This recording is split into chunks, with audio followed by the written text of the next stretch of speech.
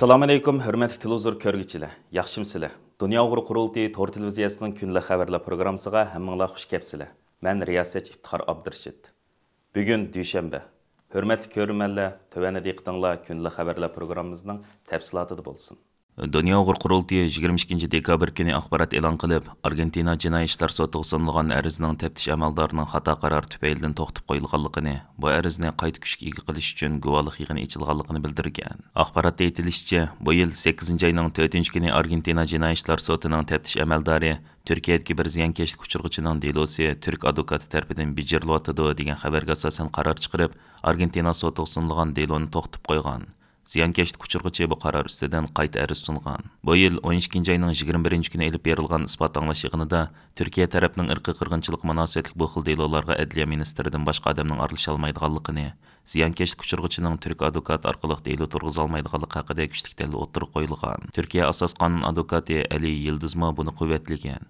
Bu isbot anglash yig'inida yana Dünya Uğur Qurultayining raisi Dolqin Ayso so'z qilib, ziyonkashlik uchirg'ichi shohidning Turkiya sotiga ariz sunmaganligini, Argentina Jinoyat ishlar sotining irqiy qirg'inchilik qayta yuz bermasin degan va'dasini o'rinlashda ching turish kerakligini, chunki bu arizning tunji qatam Uyg'urlarning xalqaro sudga Xitoyning irqiy qirg'inchilik jinoyati ustidan ariz sunishi hisoblanganligini bildirgan. 2022 yili 8 oyning 17 kuni Angliya xalqaro qonun advokati Michael Pollack Argentinalik advokatlardan Gabriel Cavallo, Juan Neto qatorliqlar Dünya Uğur Qurultayı va Uyg'ur kishilik huquq qurilishiga vakolatan Argentina Jinoyat ishlar sotiga Xitoyning irqiy qirg'inchilik jinoyati ustidan ariz sungan edi.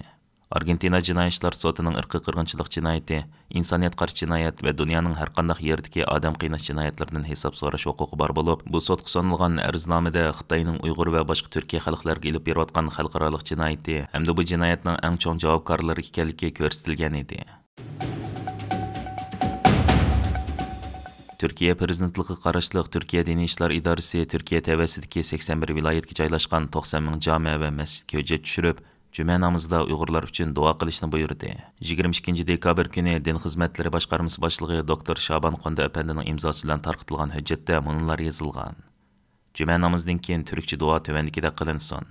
Ey Rabbim Allah, islom diniga va musulmonlarga yordam qilgin. Davlatimizni va millatimizni har xil xatarlardan saqlagin. Bizga dunyo va oxiratlik yaxshilik qilgin. Bizni, ota-onamizni va barliq mo'minlarni afv qilgin.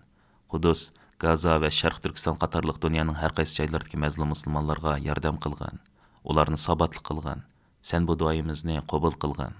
Turkiya din bilan siyosat bir-biridan ayri etilgan davlat bo'lib, 81 viloyatda jami 89445 jome va masjid bor ekan. Bu masjidlarda millionlagan musulmon juma namozi o'qib duo qilishidi.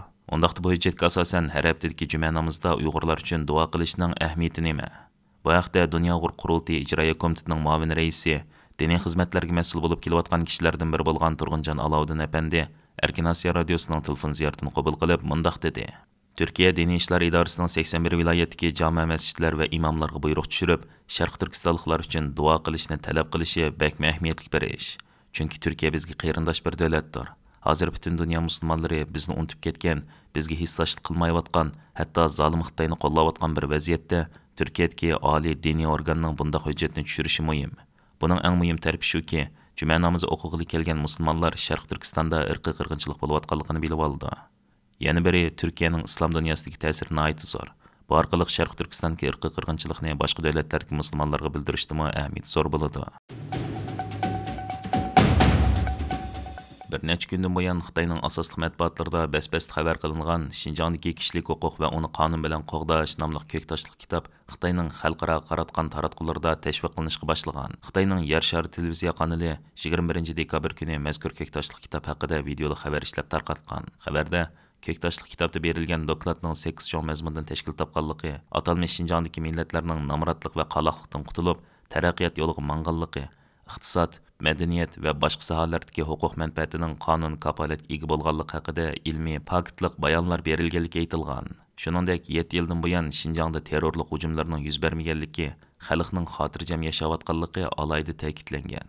Bu xabarda yana mazkur ko'ktoshlik kitobning muavin muharriri Erkin Samsaq Xitoy Yer shari televiziya torining ziyoratida bergan javobida, ishkir o'lkalarda faqat 9 yillik majburiy ma'rif yo'l qo'yilgan.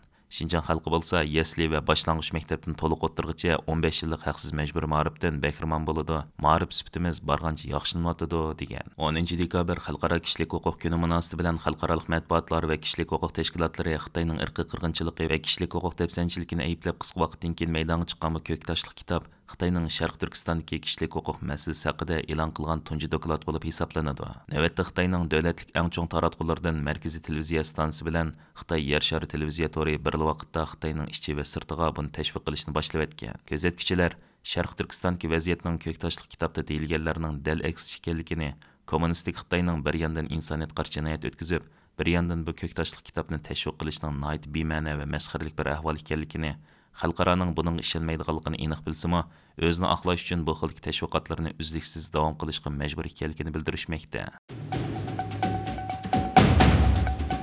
Ma'lum bo'lgandek 15 dekabrdan buyon Yevropa axborot vositalarida Xitoy josusi Daniel Vo bilan Xitoyga setilgan belgiyalik siyosatchi Frank Rilman to'g'risida xabarlar zo'lg'ulg'ul qo'zg'ab keldi. Bu josuslik delosining tarkibidagi Uyg'ur irqiy qirg'inchiligini dunyoga tanitgan Dr. Adrian Sensning yuz obro'yini to'kish hamda Belgiya parlamentining Uyg'ur irqiy qirg'inchiligi qarorini to'sib qilishga urinishdek temalarning o'rin olishi muhojiratga Uyg'urlarning kuchli texdan tarqan edi.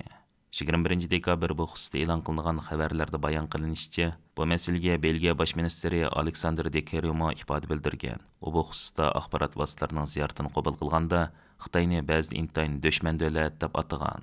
Xabarlarda ilgari surilishicha, Germaniyaning ayni kapitlik jurnali, Fransiyaning Dunyo gazeti va Angliyaning pul muomala vaqti gazeti birlikda 15 dekabr Xitoyga setilgan Belgiyaning sobiq kengash palata a'zosi Frank Rilman bilan Xitoy davlat xavfsizlik ministerligining josusi Daniel Voning josuslik qilmishlarini e'lon qilgandan keyin 2024-yili 1-oyning 12 kuni Beijingda ziyoratda bo'lishni planlayotgan Belgiya bosh ministri Alexander De Croo Belgiya parlamentiga chetildigan bu josuslik delosiga ifoda bildirish majburiyatida qolgan. Belgiya bosh ministri Alexander De Croo 20 dekabr Belgiyaning Kashlik gazet va O'lchamlik gazet qatorliq dangliq axborot vositalarining ziyoratini qabul qilganda biz chet el kuchlarning bizning demokratiyamiz va ittifoqligimizni naqadar yomon ko'rdiganligini tuvan mo'ljallamasligimiz lozim. Xitoy garchi Rossiyaga o'xshash bizning Yevropa quruqligimizga tajovuz qilib kirmagan bo'lsa-mu, biroq u yanla ba'zi chog'larda bizga intayin dushman bir davlat. Xitoyga aslo sal qarmasligimiz kerak degan. Belgiya bosh ministri De Croo yana shularni tilga olgan.